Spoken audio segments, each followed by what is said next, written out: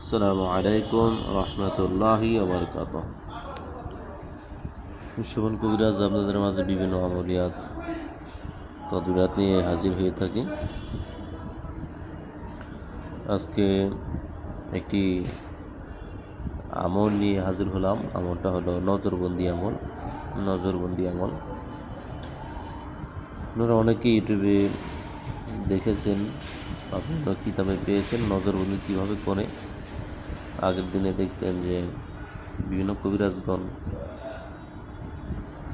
নজরবন্দি করত। তো নজরবন্দি করার সিস্টেম প্রক্রিয়াটা আমি আপনাদের মাঝে সম্পূর্ণ তুলে ধরলাম।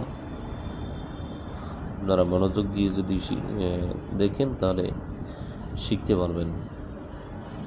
তো সহজ একটি আমল শিক্ষা দিব আজকে। সহজ একটি আমল। আমার ইমো এবং হোয়াটসঅ্যাপ নাম্বার এটাই।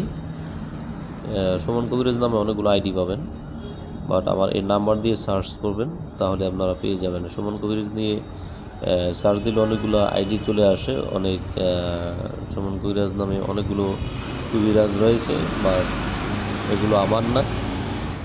তো আমার এই একটি চ্যানেল, এটা নাম্বার দিয়ে সার্চ দিলে তখন সঠিক আইডি পাওয়া যায়। তো যাই হোক, নজর কীভাবে বন্দি করবেন সেটাই নিয়ে আলোচনা করব। এটা দিয়ে আপনি যে কাউকে বশীকরণ করতে পারবেন, তাৎক্ষণিক সাথে সাথে করতে পারবেন। তো আমলটি কীভাবে করবেন? আমলটি হলো, দোয়াটা হলো হুল হুল জুল জুল উমকি বুশ বাদপুর। বাংলায় লিখে দিয়েছি, হুল হুল জুল জুল উমকি বুশ বাদপুর।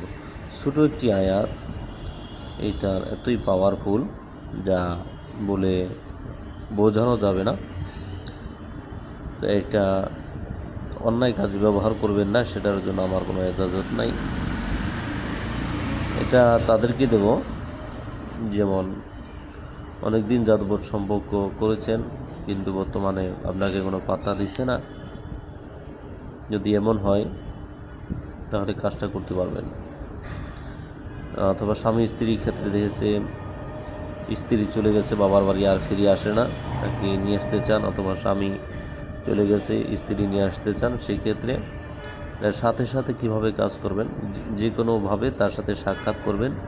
সাক্ষাৎ করে আর আপনারা মনে মনে এটা পাঠ করবেন। কতবার পাঠ করলে কাজ হয়ে যাবে আসলে আমরা নিয়মকানুন না জানার কারণে দু একবার পড়ি, দু একবারে কোনো কাজ হয় না। যে কোনো বিষয়ের একটা নিয়মকানুন আছে। তখন সাথে সাথে সে আপনার নজরবন্দি হয়ে যাবে এবং আপনি যা বলবেন সে তা শুনতে এবং করতে বাধ্য হবে। তো আসুন নিয়মটা জানি। নিয়মটা হলো, যাদিকে তাকে পার করবেন সে সাথে সাথে বশীকরণ হবে। নিয়মটা হলো, এই যে হুলহুল জুলজিল উমকি বুশবারকুর, এই আয়াতে কারিমাটা, এটা দিয়ে যদি আপনারা কাজ করতে চান, যে কোনো মাসের, আরবি মাসের প্রথম যে বৃহস্পতিবার আসে,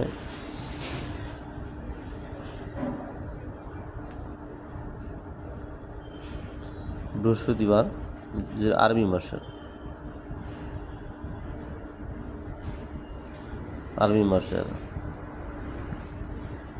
আচ্ছা মুখে বলে দেয়, এত কিছু লিখলে অনেক ভিডিওটা লম্বা হবে। আরবি মাসের সর্বপ্রথম যে বৃহস্পতিবার আসে, এই বৃহস্পতিবার এই আয়াতে কারিমাটা আপনাকে প্রতিদিন একটা আমলে থাকতে হবে। প্রতিদিন যদি আমল করতে পারেন, আমলটা হবে 1000 বার।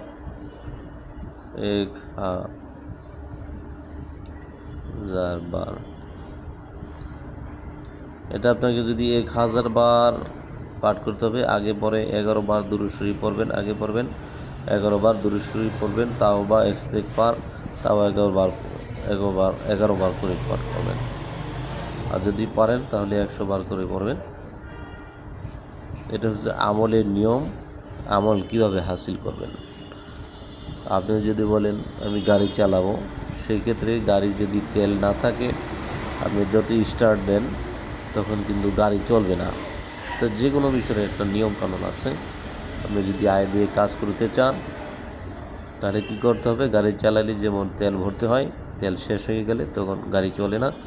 এই আয়াতে কারিমাটা হচ্ছে, মনে করেন যে একটা গাড়ি, এটাকে তেল ভরবেন কিভাবে, এটাকে আমল হাসিল করতে হবে। আমল হাসিল করতে হবে, প্রথমে আমল হাসিল করে তারপরেই আপনার গাড়ি চালাতে পারবেন।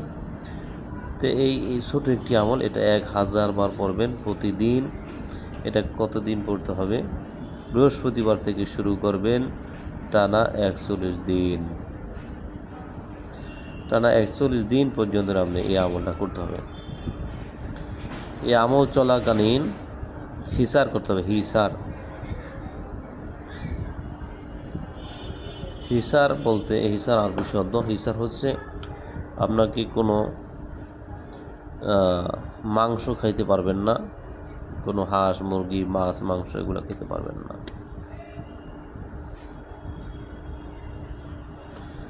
তো বুঝতে পারলাম, কোনো মাছ মাংস ডিম দুধ এগুলো কিছু খেতে পারবেন না। হিসার করতে হবে 41 দিনের জন্য। এই 41 দিন আপনাকে 5 ওয়াক্ত নামাজ জামাতের সাথে পাবন্দি হতে হবে। তো সব কিছু লিখে আমি বুঝাতে পারলাম না, যতটুকু আমি বলে বুঝাতে পারলাম। আপনারা চেষ্টা করেন, কারণ আমি আমলটা দিছি আপনাদের মাঝে